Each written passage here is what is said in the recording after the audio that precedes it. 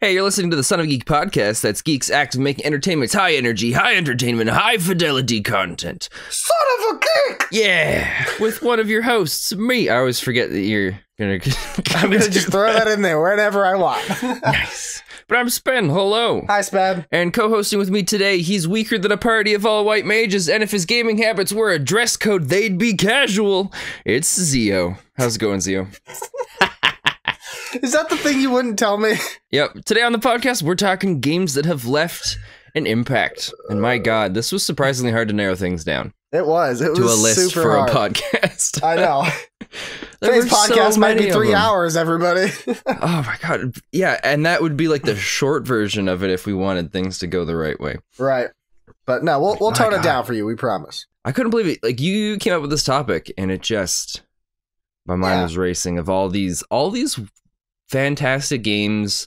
One of them on the list is kind of the other way for me, that I've got as an impactful moment that was just infuriating, and I'm excited to talk about that one later I on. have a couple impactful moments that aren't just necessarily like emotional impactful as well. I also have a couple infuriating ones. Man, you don't understand though. Like, we talk about games all the time, and we're in the new year. Maybe not right away in the new year, but still, we're in a new year. And everyone always talks about the best of 2018. Well, why not just talk about what's the best of our gaming lives, We're gamers, and they're a huge part of our lives. So there's bound to be something that has touched us or made us the way we are for gaming. So, Mr. Zio. Mr. Spratt. You have some exciting games. I do. Some not so exciting games that you want to talk about. So how do we want to split this up? Are we just going to go down a list, take turns like we normally do? I think taking turns will be fine. I think that is an excellent way to go about it. Okay, so I didn't organize this in how I should build the tension. So I'm just going to go down the list. Yeah, go for it. Cool. I had a hard time putting them in an order as well. So I just kind of threw them down in a way that I thought it would be fun to talk about.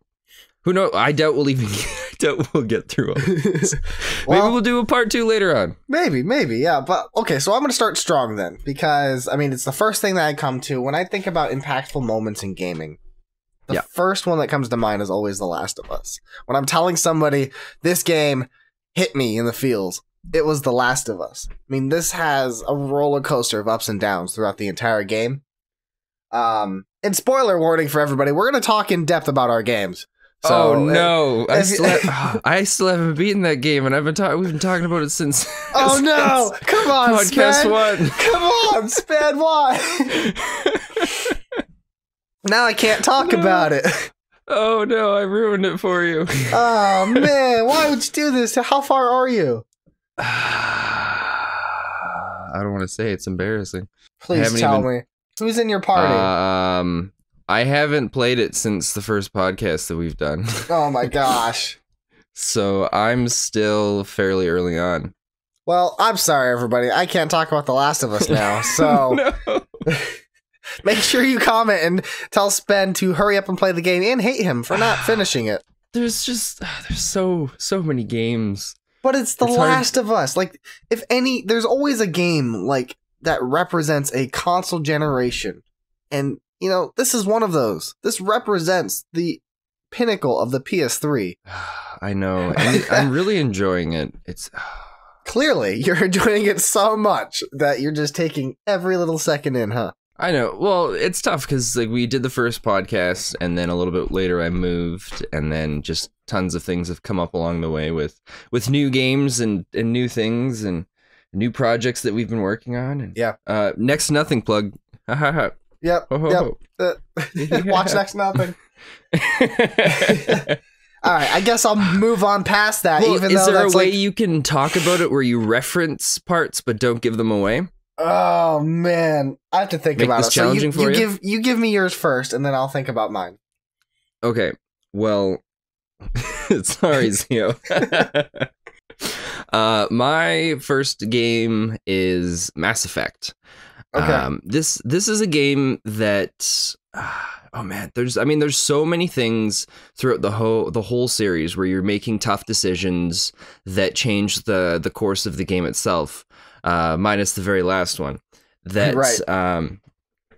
there's just so many moments, but the one that really has just, it hit me hard because I had no idea it was coming, and it's the one to like anytime I'm playing a game that hits me with an impactful moment, this is the one that I always compare it to, and it's at the very beginning of the game when you first have to make a decision between killing off Ashley or Caden. Oh, yeah, I'm familiar with this decision. It was the first time in a video game that I'd ever actually, I had to pause it and walk away, because those were my two favorite characters. Really? They were the two that I brought with me on every mission up until that point. I'd always made sure that it was them that came with me because I loved the skill sets from both of them, and they were both just really awesome to have, and so I loved their personalities. Yeah, I gotcha. Yeah, and so it's at that moment where I realized that whoever I don't take with me is gonna die. I was devastated, and I'd never felt that there had ever been consequences as tough as that. And I mean, throughout the rest of the series, there's so many decisions that feel just as powerful as that one, and it was incredible. That is a series, and especially that first moment there, that I'm going to be taking with me for the rest of my life. Yeah, I have a good friend who loves the Mass Effect series. He got it on Xbox 360 and got all the trophy or achievements, and then he got it on PS3 and they got all the trophies, and then he bought the remaster for the PS4 and got all the trophies. Like, this is his favorite game series in the world, and he talks about that moment all the time and how he tried to, when he first got it, he actually restarted the entire game to try to make sure neither one of them died, because he thought his choices leading up to that affected it. And if I remember correctly, you can't. You have to choose one or the other, right? You have to. Yeah. So, yeah, I can completely understand. I mean, he still will bring it up on occasion. Well, I don't blame him. I don't want to say it was the first game of its time to really do stuff like that. So a lot of games have had a lot of different impactful decisions, but I think Mass Effect was one of the first ones, at least in my experience, that hit you with these moments where you had to make an important decision, and they really built up to it, made it feel like there was a lot riding on this decision, and that you knew that it was going to have weight throughout the rest of the game. Sometimes it felt like you were in the position of the grand emperor of like a whole country, and you were about to decide what direction the country was going to be going for the next like 6,000 years. And it was just, that's awesome. Incredible. That's awesome.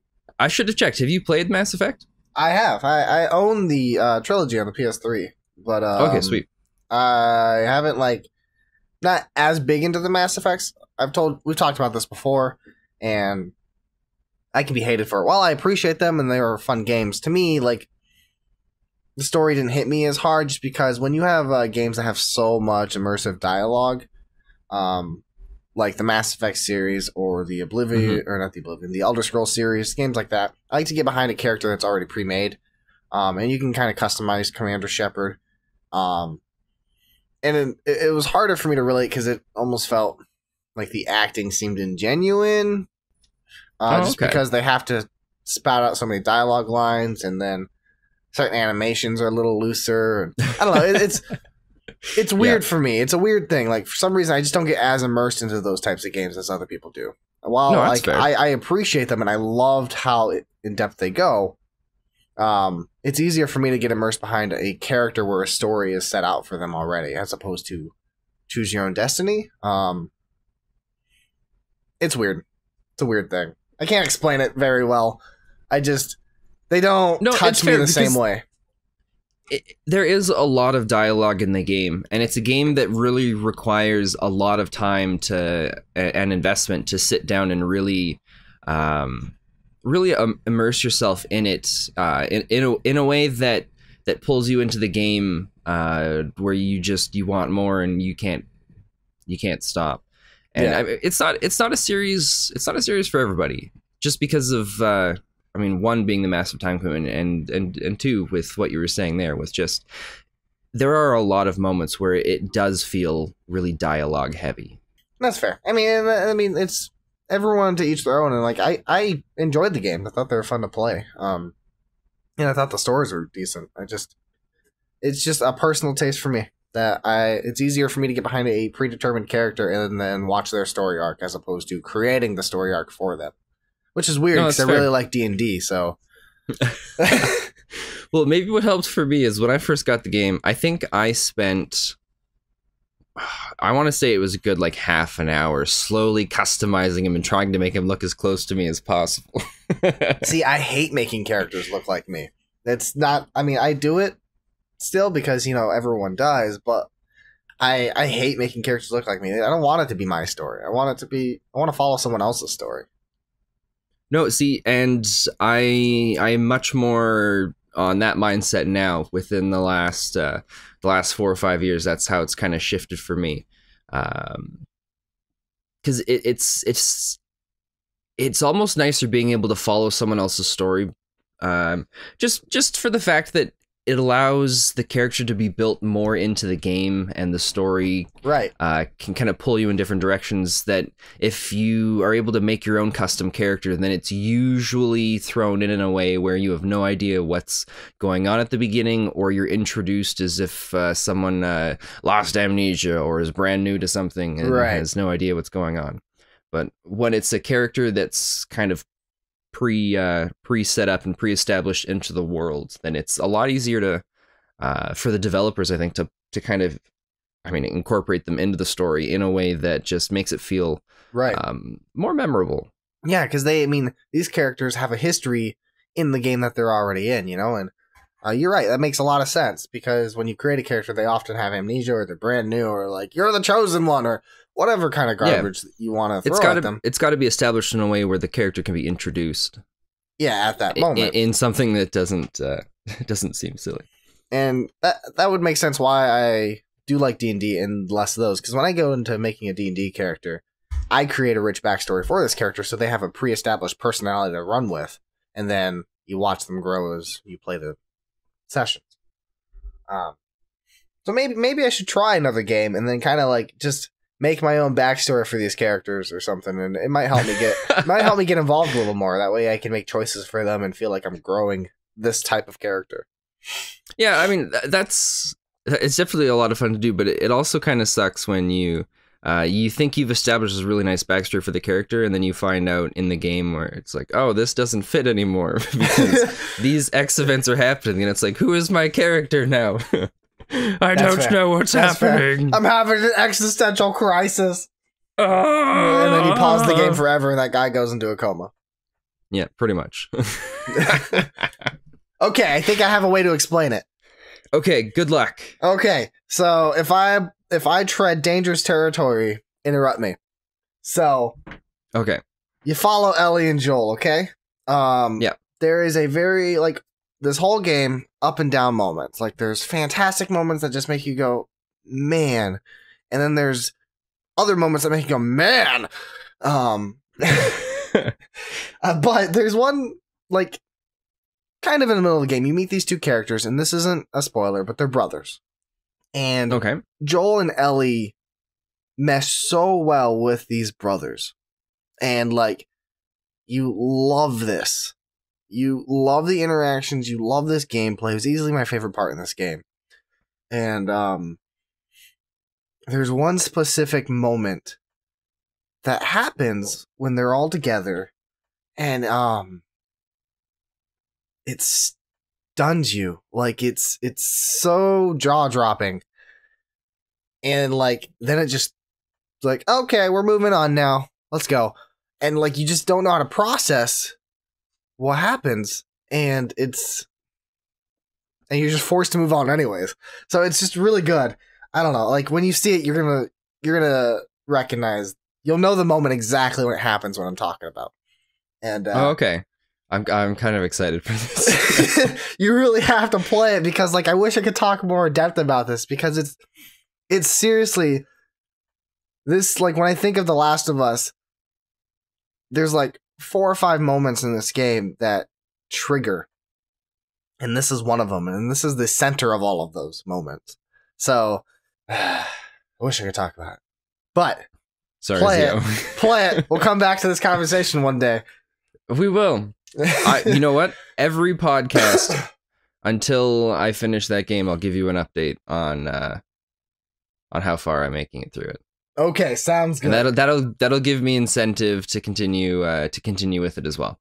Good, and then the audience can build up too. So anybody who listens, you can hold them accountable for playing this game and moving on to the next chapter. Don't do that. No, don't do that. It's too late. It's forever in history. No, don't hold me accountable. What if I don't play it? I'm gonna spoil this for you then. If eventually, No, like, if you don't play to. this, I'm going to. Okay, that would actually be the driving factor to have me finish the game. I hate spoilers so much, to the point where when the last two Star Wars movies came out, about 2 or 3 weeks in advance before they came out, I basically stopped going on the internet because I didn't want to see I didn't see a single trailer for both movies. So I am curious then, for both movies, how do you feel about them? I fell in love with the first one. This is totally way off topic. The Force Awakens? No, we're still geeking out. The Force Awakens, I fell in love with. It is my favorite Star Wars movie of all time. It was. I felt a sense of like wonder and adventure, and I absolutely loved the main character. Rey is so cool. Okay, and I couldn't get enough of it. Like I went back and watched it twice in theaters, and then I bought the movie, and I've watched it several times because it just, it might come down to, like, I've always loved environments. Like, I specialized as a 3D environmental artist, / prop artist when I went to school for game animation, and I've just always, I don't know, I loved the movie so much. It was so great. And I was so excited for the next Star Wars movie, and I was so disappointed. You were disappointed by The Last Jedi? I didn't like it. Okay, that's fair. I felt the dialogue was way too fast. Like there was tons and tons of talking. Yep. And it felt like, I honestly thought, listening to the movie, I'm like, someone was afraid they weren't going to fit everything in, and then hit like times like 1.5 speed. That's just what it felt like, that the dialogue had been sped up just to fit everything in there. Okay. And I don't know, it felt like there was a lot of character development in the first movie that was completely gone in the second, and they'd reverted back to their original state. And because I mean, like, Finn had gone through so much character development, he was starting to it felt like there was life in him, and then in the Last Jedi, it was gone. That's fair. I felt like he was back at the state he was when he at the beginning of The Force Awakens. That's fair. And I hated that scene at the casino. A lot of people hated that scene. But my issue with it isn't that there was no reason for them to go there. I didn't care about that. I mean, I thought it could have been really cool, but every single alien that was kind of put into focus was put there for comedic reasons. Okay. And I don't know. I wanted it. I loved the seriousness and like the kind of like the side little bits of humor of The Force Awakens, but I felt like The Last Jedi couldn't decide if it wanted to be serious or a comedy. Okay. What about you? I quite enjoyed. I like the first one a lot. I think it's pretty good. I don't think they really do a whole lot of anything new, but I thought it was a very safe, great choice. I thought it was definitely a good way to introduce new people to the series. So I really enjoyed The Force Awakens as well. But I also really enjoyed The Last Jedi. I was very disappointed at first with it. I didn't like it the first time I watched it because I had a lot of expectations going into it. Okay. But I watched it a second time without those expectations, and I actually appreciated it a lot more because of that. So, putting it up there, it's my third favorite Star Wars movie. Oh wow! I think it made a lot of choices, bold choices that people would be afraid to make. Yes. And I gotta respect it for making those decisions. While I agree, like the middle part with the Finn and Rose, I think that's the weakest part of the movie. You could cut that whole thing out. I do agree with that. But for the most part, I really enjoyed the Rey and Luke moments. I loved Luke as a grumpy old man who was tired of being a Jedi. That was really cool. Although most people hated that. I thought it was great. I thought it was fitting. Like all the stuff that had happened, it just kind of made sense. And even though the whole Poe, Dameron, and the mutiny thing could have easily been avoided just by communicating, I still enjoyed it. I thought it created a lot of really cool moments. I still don't know how I feel about the whole Leia Force thing, but I accept it. Whatever. Ultimately, though, like I thought it made a lot of really cool choices. I really liked the Rey and the oh man, what is the other guy's name? Oh shoot, I'm forgetting his name too. The bad guy. Didn't they name him after somebody? Yeah, Ben Solo. I can't remember his actual name. But anyways, I love all those moments. I loved how they turned the initial bad guy. I can't remember his name either right now. And they just Snoke. Snoke. Yeah, I love how they killed Snoke immediately. Like they were building him up, and there's so much anticipation. People are like, "Oh, he's Darth Plagueis and whatever." But I like that they just eliminated him. That made me very happy. See, I was torn between liking it and disliking it, because when that first happened, that was the moment where I realized this is not the movie that I thought I was coming to see. Yep. But at the same time, like that's kind of the theme of this movie. Like this movie's theme is about failure and breaking expectation. So I thought it followed its theme very well. Like nobody in that movie was successful. Nobody was. Like not the villains, not the heroes.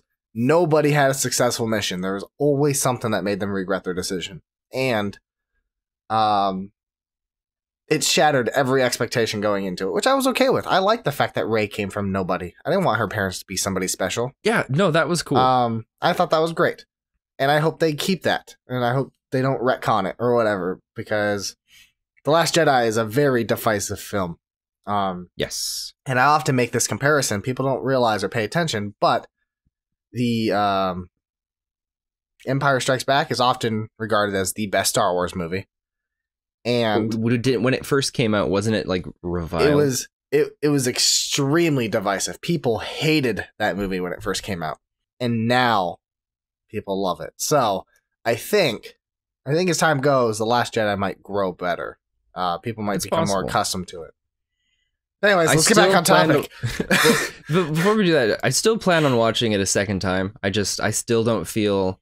I feel like I'm almost at the point where I can. You should. I want to. I just can't watch it while I'm still feeling salty about it. I think a second viewing will help, because that helped me a lot. Like I said, when I first watched it, I thought it was bad. I was like, wow, this is a really bad movie. But then I watched it again with a couple friends, and I tried to go. I'm like, all right, I need to have a fresh outtake. Let's just do it. So yeah, like definitely like keep the saltiness away and try to watch it with open eyes and no expectations from The Force Awakens. When you watch it with no expectations, I think you'll appreciate certain parts more. My only last two gripes I'll bring up, it's quick, was, I mean, I loved the dynamics between Luke and Rey. Yes. But what I didn't like was they would have these dramatic moments where something would happen. What was it? She was swinging around with her lightsaber. I think she was like chopping up some like giant rock or something. And then a moment happens where Luke comes like down these steps. I think he either says something or looks at her in a special way, and like she looks back up as well. And you can feel like the tension and like I don't remember if it was disappointment or if it was kind of acknowledgement, but there was just this really intense feeling. And then in like not even like 2 seconds after that feeling hits and you're still like processing what's happened, they hit you with a bunch of comedy. They switch over to one of those weird creatures that are on the island that just does something that's funny. It like breaks the mood. And I found there was a bunch of moments like that were tough. But the other one is the dogs at the end of the movie. I didn't like that they just came out of nowhere. Just there for a pretty shot. There were no hints to them. Like, we'd seen a lot of the planet, and we'd seen a little bit of the interior, and we didn't see anything about those dogs, and they only showed up at the very end. And it felt like it was a cop out where they'd written it up to a point where they're like, oh shit. The perfect example. It felt like a moment where you're playing a game of Dungeons and Dragons and you're a dungeon master and you realize that, oh shit, I've just got the party in a situation that they're gonna die and there's nothing I can do to get them out of this. So I'm just gonna quickly write in something out of nowhere to basically save them and get them out of there. Oh, you're talking about the plot of them. Okay, yeah, whatever. Yeah, but I don't know. We'll see. I'll watch it again eventually. It'll probably be a couple weeks, but I feel like it's almost the point where I can watch it without salty. But you got to play The Last of Us first. Feelings. Yes, finish The Last of Us. watch The Last Jedi. All right. What's second on your list, by the way? We only got one game into this list, and then we ranted about Star Wars for 15, 20 minutes. Whatever. My next one's different. I have the original Animal Crossing. Okay, I never played Animal Crossing. As a very impactful game for me. And this one, it's kind of a mix of positive and negative, because Animal Crossing was, when it came out, it was something new that I'd never experienced before. You said you've never played Animal Crossing? No, I did not. I would say you're not missing out, but you're also missing out. It's hard. Okay. I mean, looking at the game now, it's not so impressive, but for its time, I thought it was really cool. Just the idea of being in this little town, going it was kind of like a Facebook game before Facebook games were a thing.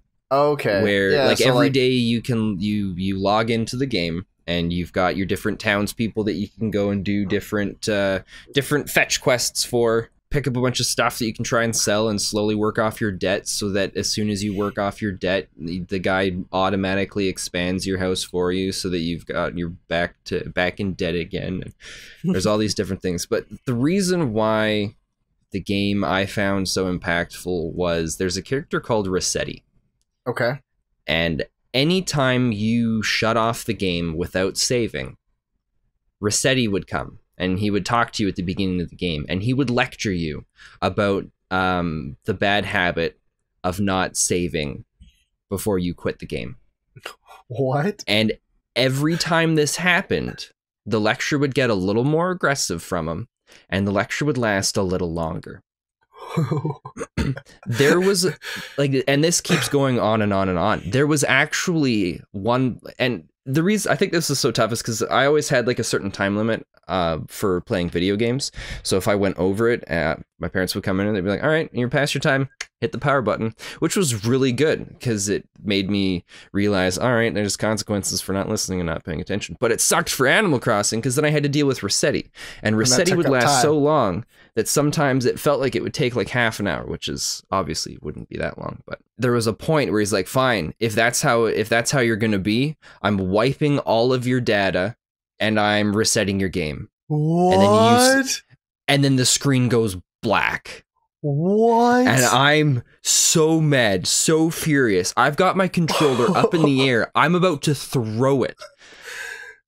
And the screen comes back, and there's Rossetti's like, hey, you were about to throw your controller at the screen, weren't you? Oh my god. And that was a huge, oh my god. It was ridiculous. I couldn't believe it. That's kind of awesome. Not gonna lie. That's amazing. Yeah, so that was the reason why I found Animal Crossing so impactful, was because of Rossetti. That's so cool. But there were little ways that you could kind of cheat your way through things by not saving or doing different things. And this was, I guess this was Nintendo's way of saying, no, we don't like you doing that.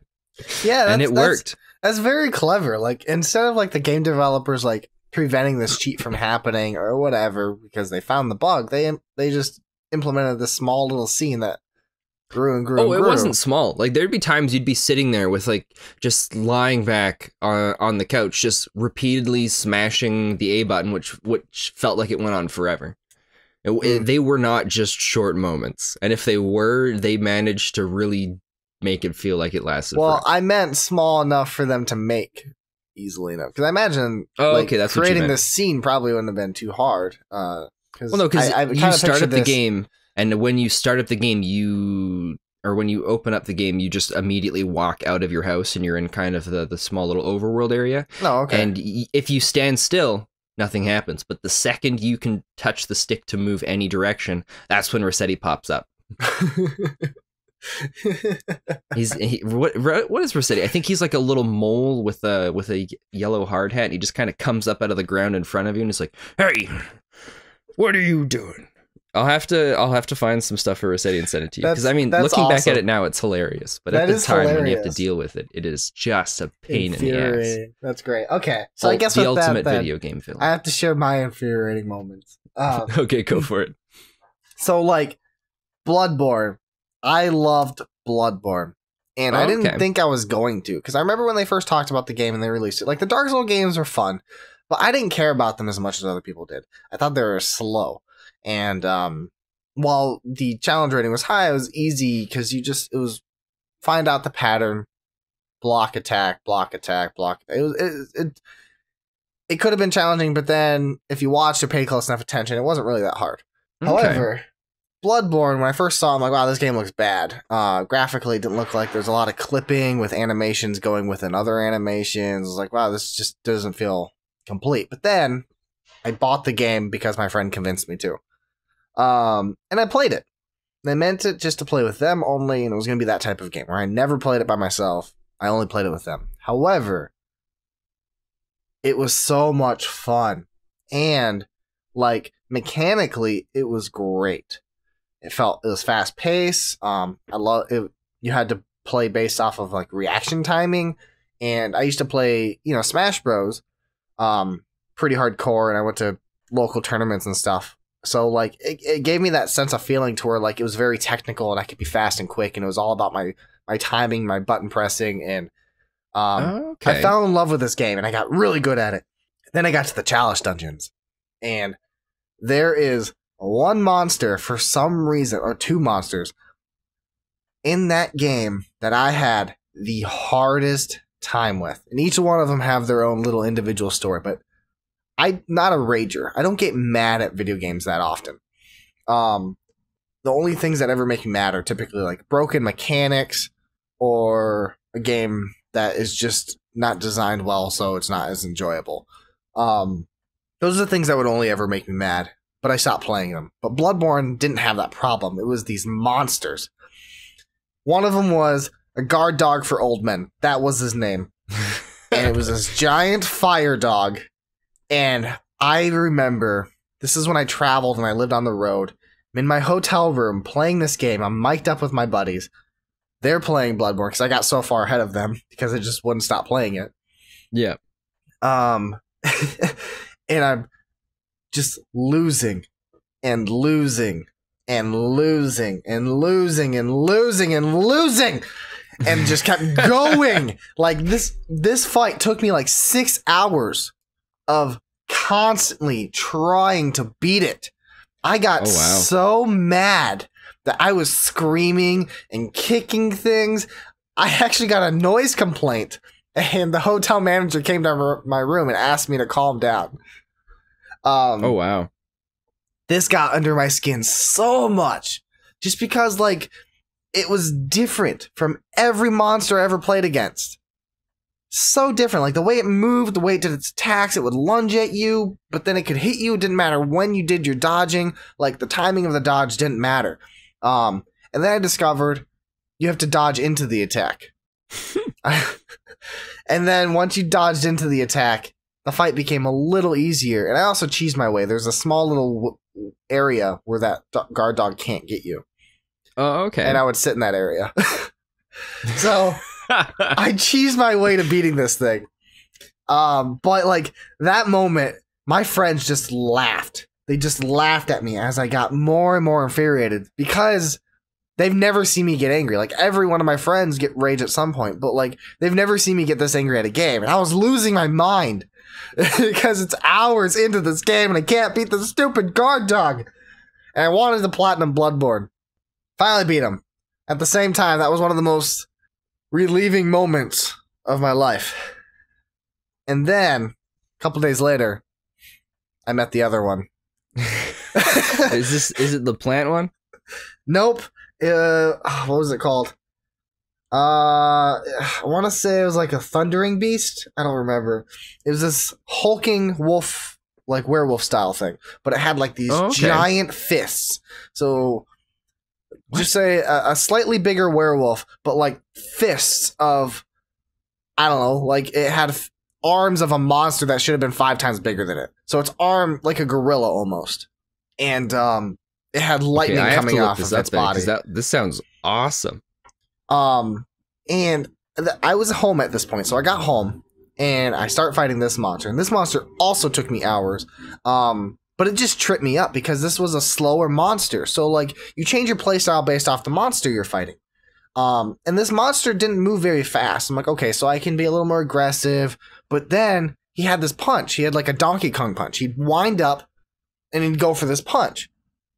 But I swear they did frame canceling or something like that, because when he'd wind up for this punch, you would expect it to launch at this point, but then it would cut off like a half a second sooner instead. And so like the punch didn't feel normal. Like it didn't feel like a natural progression. It was just a wind up and then bam, right there in your face.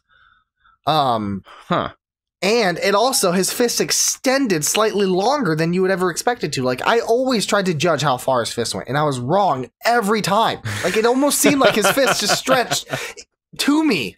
Like, it didn't matter how far away it was. His fist went to me. And what made this...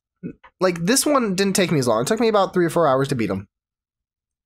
But what made this one so much more impactful is I'm raging about this guy, because I'm like, I'm losing my mind because I feel like the game's cheating, you know, because it didn't matter where I threw the timing. He would always punch me because I would try to anticipate his punch and it would always come sooner than my anticipation. And then I'd always try to judge the distance and it would always go a little farther, like, and still hit me. But my mom came to see me because we were supposed to go to lunch. And she comes in my house. She's like, hey, how's it going? I'm like, I'm just trying to beat this monster. And so she sits down and watches me play. She has never watched me play a video game before. Ever. Like, she's never just sat and watched. She's always walked by or asked what I'm playing and then moved on with her life. She sits and watches me for like 45 minutes. Says nothing the entire time, and I'm losing it. I'm like, and just like, I'm throwing curse words everywhere. I'm losing my mind. I'm like, I'm not holding myself very dignified in front of my mother. And finally, she stands up and she's like, I thought you were good at games. And then left. She left my house after saying that. So my mother watches me fail over the same thing for like 40 minutes. The one time I can like try to show my mom how great I am at these things and how much I love them, I fail miserably. She stands up, she trolls me, and then leaves. We never even went to lunch that day.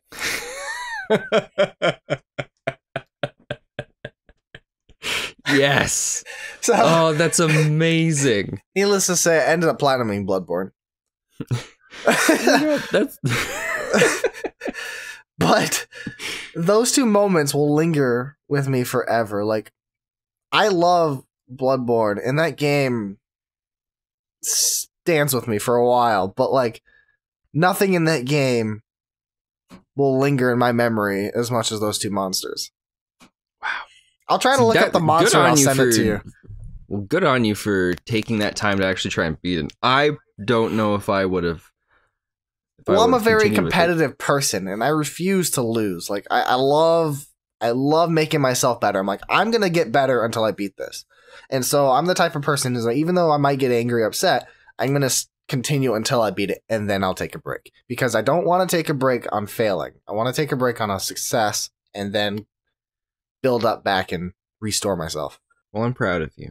Thanks. So Not more than your mom is, apparently. yeah, I've never talked to her about that again either. I should probably bring that up one day, see if she remembers it. Because I doubt it's as impactful to her as it was to me. It was probably impactful to her for the point where she's like, well, I was gonna go visit him for lunch, but all he did was sit around and play his damn game. So I become a worse son in her eyes. Yeah. Yeah, we'll see. Yeah. Anyway, what's your next game? So, man, I really wanted to just say the whole series, but I was able to. It wasn't too, as much as I wanted to talk about the other games in it. It wasn't too difficult to narrow it down to the last one, and that's Uncharted 4. Oh, this is on my list too. Okay, so we can share together. Okay, go ahead. What's impactful for you? What was impactful for me is how they started and ended the game. Yeah. Just with it was incredible going around and just being able to take a look at all of the different things throughout the house and just remember all of the moments of the previous games. Yes. Like, there has never been a game that hit, like a series that has ended so well before. Especially just because, like, the game, all of the games are filled with these exciting moments that just feel so cool, and just the mystery and all of the solving of these puzzles and just the story, it keeps exploding in different directions where you're like, what the heck? And then the way they started and ended number 4, it tied everything in so well. It was incredible. You couldn't have ended the series a better way. No. And like, because she didn't have very much screen time, but you almost immediately felt just her character and just who she was. You're talking about the daughter? Yeah. Yes, sorry, I should agree. clarify. I'm talking about the daughter. And just, oh man. I know. So great. I had never written a review or ever cared about doing so for a game. But when I finished that game, I had to sit down and just, I mean, there was no one else at the house at the time, and no one else that I knew that played the series. Yeah. I wrote my own review for the game just about how amazing it was. No, I'm right there with you. So like, I didn't choose the beginning and ending as my moment, but no, you're absolutely right. Like, the beginning allows you to reflect back on all 3 of the previous Uncharted games. Even though there was a spin-off game. Yeah. And like, it's nice because then you see the evolving of where they're at and where they're focused on. And like, it was just like, oh wow, this is cool. Yeah, I remember that. I did that. Like, yeah, I did that too. And then like, oh man, I remember this moment as well. And then you start the game and then it's like, oh, the ride is great. And then it ends and you have that just little moment. You wake up as the daughter and you realize, it's the ending now. Like, it's there. And so you see all these things again, but yet it's less of, oh yeah, I just did that, or yeah, I did that, and excited for the journey. It's more of like, oh man, yeah, I remember that. That was a heartwarming moment for me. Or like, so like it's recalling, it almost felt like it was a distant memory by the end of the game as well. Mm-hmm. Like, it happened 20 years ago for Drake, but it happened 20 years ago for us too. It was like a fond memory, or like, man, I know this is the end. So like, it almost felt heartbreaking, but yet warming at the same time. Yeah. And they managed to do it in a way where I felt like I wanted more. I want so much more. I wish that my adventures with Drake could just keep going. Yeah. But they ended it in a way where I feel like if there was never another Uncharted game, I would be a little sad, but I'd be okay with it. Just because of the conclusion that they gave. Although I really hope... I haven't played the ones... the other ones after 4, it's like is it a spin-off, or is it like a whole new series with the girls? The girls. Oh, that's an Uncharted 4 DLC. I think it's technically a prequel. Oh, okay. Because I don't know. I hope really good things that things continue off and you actually get to play as Drake's daughter. I would love that. I would love one more game, but not with Drake as a protagonist. I'd love to be Drake's daughter, and she's older. She's an adult, and then Yeah. Drake becomes the Sully, you know? So like Drake's like the sidekick guy. I would love that. That'd be kind of cool. It's just, I don't think they would, and they don't need to, but I would love to see that. I would love to play as Drake's daughter and just see old man Drake. As much as I love Drake.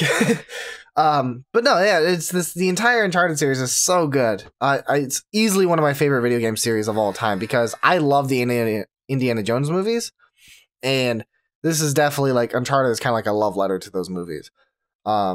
A lot of people were really concerned about Uncharted 4 because Amy Hennig, the writer for the first 3 Uncharted's, left halfway through the development of Uncharted 4. Oh, that's right. I'd heard about that. Yeah, she went on to do the Star Wars Battlefront story. Okay. And I wasn't as concerned because, I'm pretty sure the scripting part of it was already done. And even changes they made, Neil Druckmann became the new director. He was the director of Uncharted 4.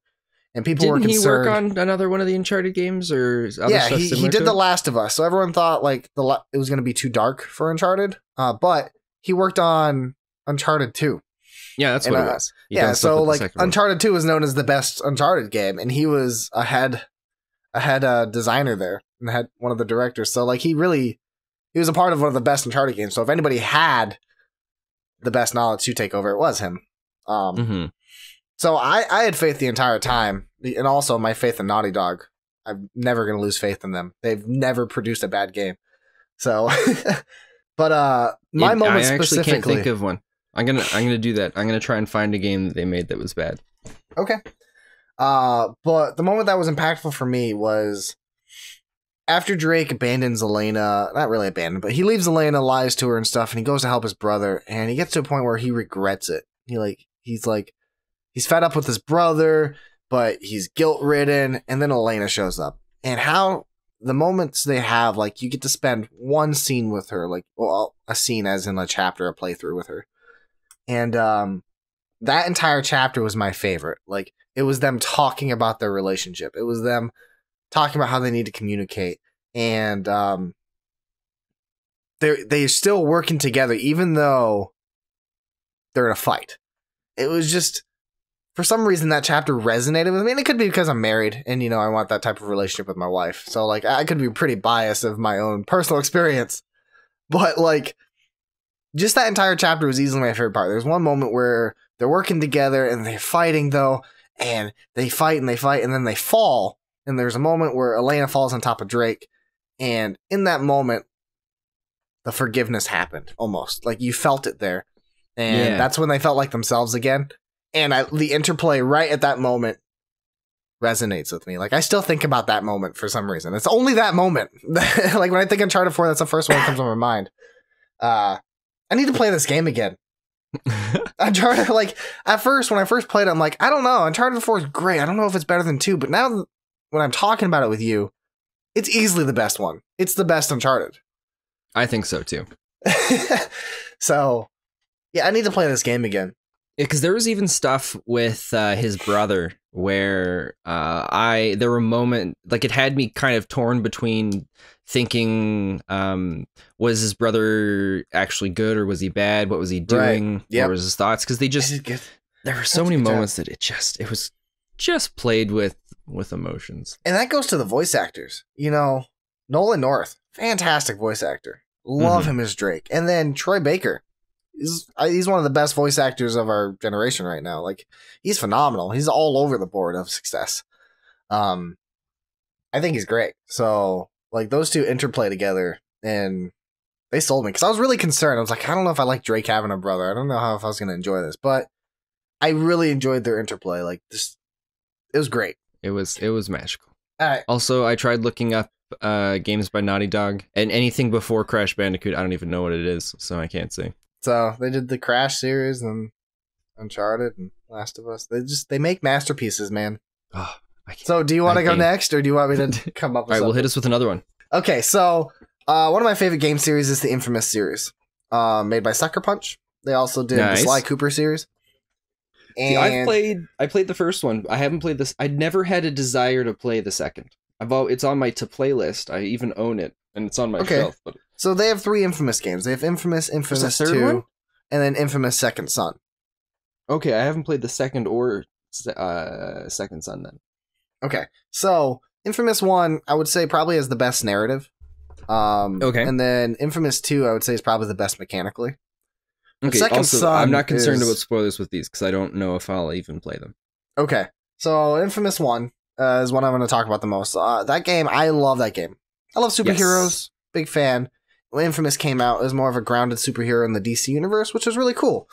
And Cole McGrath just, was just everyday kind of who cares guy. He's kind of a jerk. But then he's given the superpower of electricity and everything. And New York gets quarantined because people are getting sick.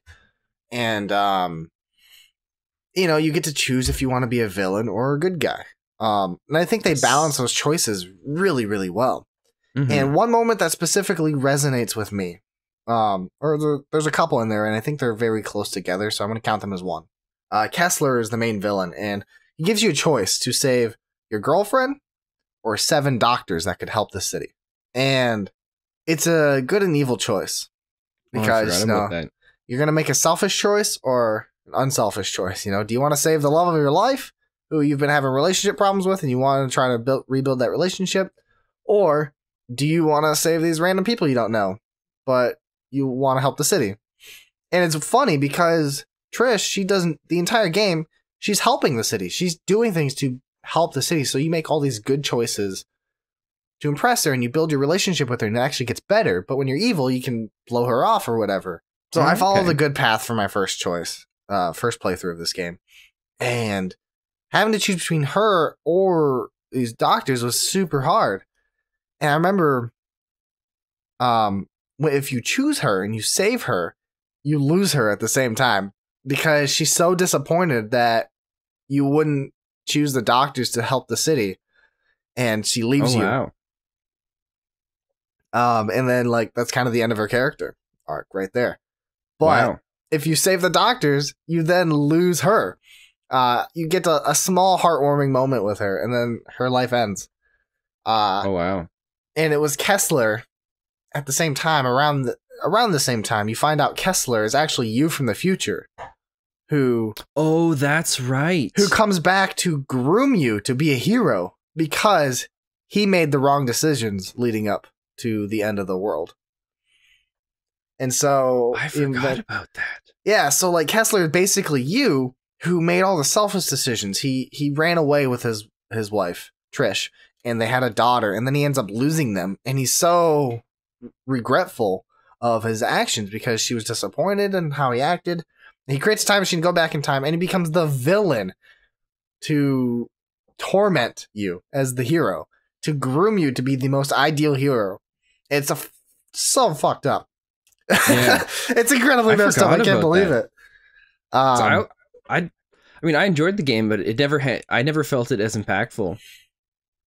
For me, it never resided too much for me. But I think it also came out around the same time as a bunch of other, it did, AAA games. I actually only chose this game out of whim. I remember I went to the store and there were 3 or 4 different games that I wanted, but I only had enough money to buy one. And I only chose Infamous because I liked the show Static Shock when I was a child. Electric powers are cool. So I grabbed it. I almost got the one game where you're basically Venom, your arm turns into weapons. Oh, you know what I'm talking about? Yeah. I don't know. I don't Anyways, know what it's called. I almost got that, but I got Infamous. I think I played that one on PC. And I did, and I'm glad I got Infamous because I loved the first game. The story was amazing. It hooked Prototype. Me up. Yeah, Prototype. There you go. And so yeah, I love the story. Infamous 2 is great. The story's all right. It's a pretty good story, but mechanically it was one of the best to play. And Infamous Second Son, why it resonates a little more with me, it was good. It wasn't bad, but it wasn't great. But the evil storyline was better than the good storyline. Oh, was it? Yeah, you get to play as Desmond, and Desmond felt better as an evil character.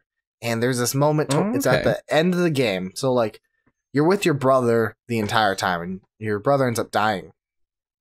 And in the evil storyline, instead of putting the villain in jail or something, you murder the villain.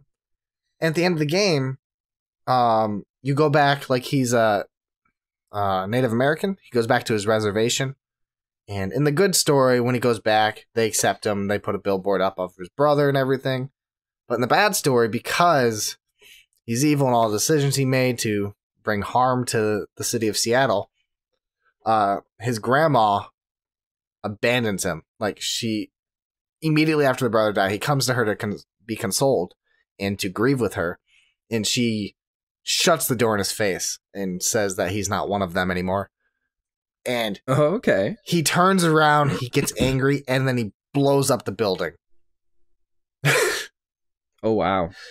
And it just stuck with me. I'm like, holy crap. And I don't know, and that moment just felt like really good writing. It just, I thought that decision was spectacular. And it felt like the perfect ending for a villain. Yeah. So that moment kind of stuck with me for the Infamous series, mostly. I love those games.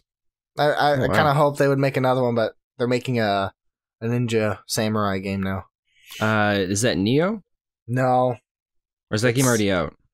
That game's out already. It's okay. They launched like a pre-demo like last year for last year's at E3. I don't remember seeing that one. I'll have to take a look at it. It looks interesting. It's like Ghost of Tsushima or something like that. I probably butchered the name. I know which one you're talking about then. Well, hopefully it'll be good. Yeah. Maybe once they finish that, they'll make you another Infamous. We'll see. I'm hoping. Oh, man. So I've got... Oh, shoot. What are we looking at for time here? Oh, damn. Because there's still so many more to talk about. Should we streamline a little more? There's one more I have to talk about at least. Okay, because I have one more that I really want to talk about. Okay, so I guess let's go we'll have to streamline it a bit. So okay. The last one that I have here for me is Knights of the Old Republic. Okay. Did you ever play it? No, it's on PC only, right? Yeah.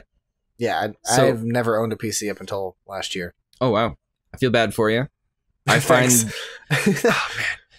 oh, man. Shit, this is going to be hard to streamline this one. Okay, Knights of the Old Republic, it's a really good game. And I would lean more towards it was a really good game.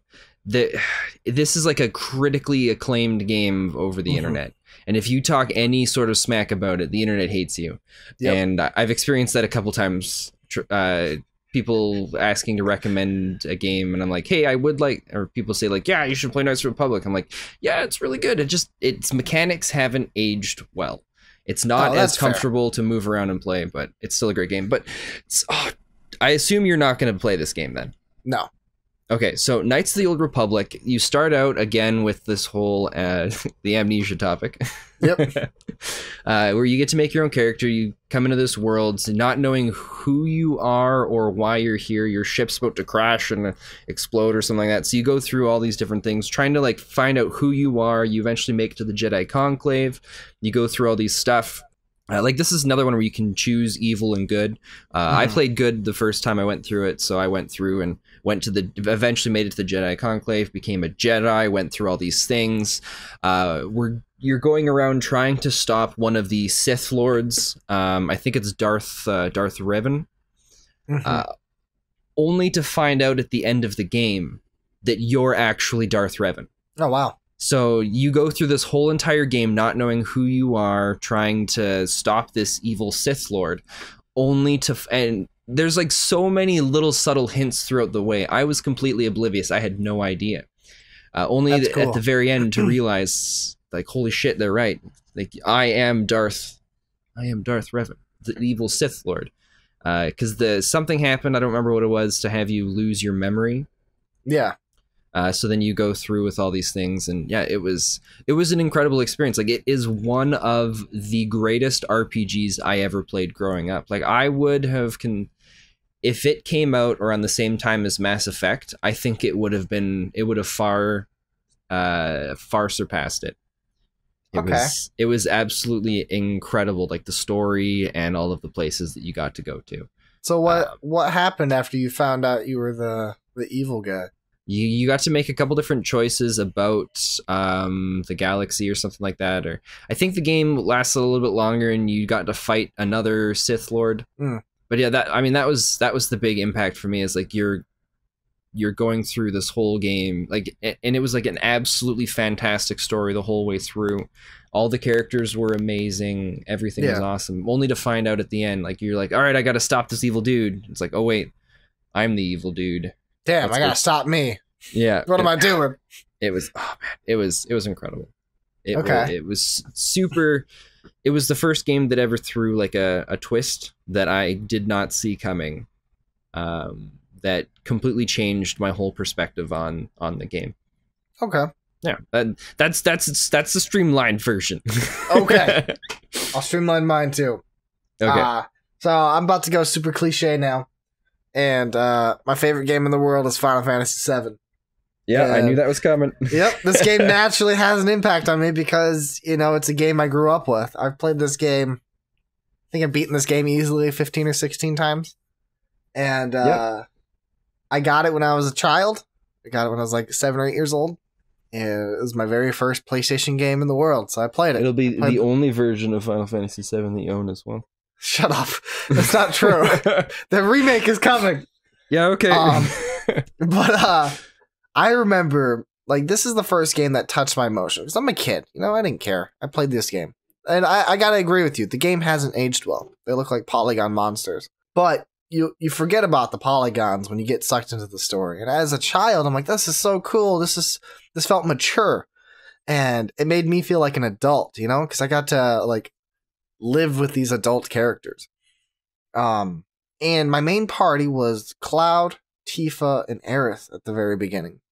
And I loved those 3 characters. Those are my 3 favorite characters in that game as a kid. And I'm like, oh, this is so great. And then you get to the dreaded scene. The scene everybody knows. I'm assuming you know too, right? Yeah, I think I know which one you're talking about. About Aerith? Where she's the flower girl? Yeah. Yeah, okay. We don't see her again, do we? No, we don't. So, like, I remember when we first lose her, I'm like, I gotta find Aerith. I'm losing an integral part of my party. And then, like, because when I was younger, I wasn't smart. I didn't, like, level up every character at the same time so they could stay balanced. I only leveled up her, Cloud, and Tifa. So everybody else was severely lacking in skill. And so I'm like, this is really hurting. And it took me a while to get just to anywhere because, like, the person kept dying. Then I found her. I'm like, oh, I found her. We got her. And then they kill her. It was the first time I ever cried because of a video game. I remember I lost it as a child. I'm like, no. And then I stopped playing the game for months. Oh, like, wow. I actually gave up playing this game because I was so angry. I lost my favorite character. Well, that's oh man. That would have, yeah, that's especially impactful for you then. Yeah, like I grieved that character and I quit playing the game for months. And then months later, I finally pick it up again. And what makes it worse is shortly after that, Cloud loses his mind and he goes into a coma. And then, like, now I lost the main character. But I'm like, I can't give up again. I need to keep playing. At least I got Tifa. And then what happens is Tifa's like, I'm going to stay with Cloud. And you lose your entire party. I remember I'm like 8 years old at this point thinking, I have no good characters anymore. And then immediately after doing that, you have to fight a boss as these new characters, which I never leveled up. So I kept dying over and over and over to this boss because I had no character strong enough to kill this boss. Ouch. Did you end up having to restart? No, I eventually somehow won by luck. Oh, wow. I have no idea how I won. I don't remember. I just remember, like, I gave up again for a little while, a couple months later, and then I come back finally. And I'm like, all right, I just need to beat this guy. And then we finally beat him, and I continued the story after that. But it took me so long to get through this game because I lost all my favorite characters in such a short time span of gameplay. It felt longer to me because I took those breaks, but it was just crazy. And those moments always stuck with me. And every time I play Final Fantasy now, Aerith is never in my party anymore. I refuse to let her be in my party. Just because, like, I know she's going to die. And I keep Tifa because Tifa, I think, is like one of the strongest characters in the game. But I level every character evenly now. when I would play. Just okay. And I prepare for this moment, this devastation that comes every time I get to that part. I'm like, all right, I'm getting to this point. Let's start playing some other characters. Let's start leveling up these guys, make them strong, so I can rely on other people. Nice. But yeah, that moment always stuck with me. And then years later, they come out with Final Fantasy VII Crisis Core. It's a prequel to the 7, and you get to play as the main character, Zack Fair. And oh, that's right. You were talking about that game a podcast or two ago? I don't remember. A few podcasts ago, we talked about most dateable characters. Oh, that's what it was. Yeah. Yep. And and Zack Fair is the pinnacle of a great character. And you follow him in his story, and he has such a fantastic story. And then the ending of that game is the second time I've ever cried for a video game. So, in the same game series of Final Fantasy VII, I've cried twice for 2 different parts. So, Final Fantasy VII holds a very special place in my heart forever because of these moments. And yeah. You need to play it. And then somehow eventually. I need to get you to play Crisis Core. There's too many games to play. Yeah. Mostly The Last of Us, though. Yeah. So I'll finish that game eventually. Those are the moments I've got. I mean, I went through at least a quarter of my list. Yeah, I would say I got through about that as well. Yeah. I mean, there's a few more I'd like to just like list off, but maybe we'll save it for another podcast some other time. Yeah, we'll have to pick it up another time. Anybody listening with us still, let us know what your impactful moments are in the comments. I'd love to read those. Yeah, this is going to be awesome. Please let us know. Yeah, let us know. We want to know real bad. We should also bring it up with the Discord. We should ask Discord people. Yeah, we'll have to do that too. That'd be cool. Oh, for those who don't know, we have a Discord. Come join it. We'll throw a link in the description below. Yeah, link in the description below. Discord. Watch Next to Nothing.